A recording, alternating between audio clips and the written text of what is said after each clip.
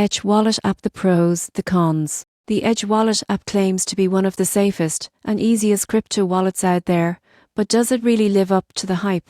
Let's take a closer look at the pros and cons so you can decide if it's right for you. The first thing to know about Edge Wallet is that it's all about user control.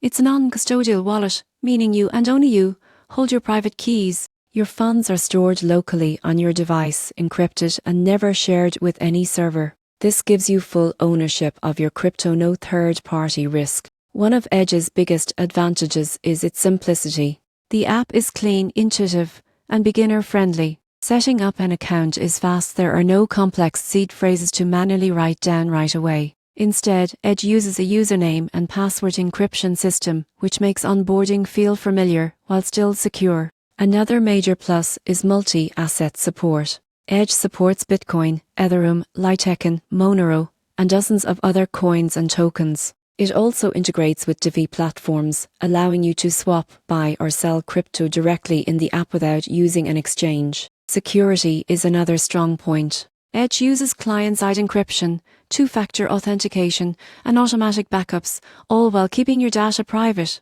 Even the team at Edge can't access your wallet, not even if you lose your password.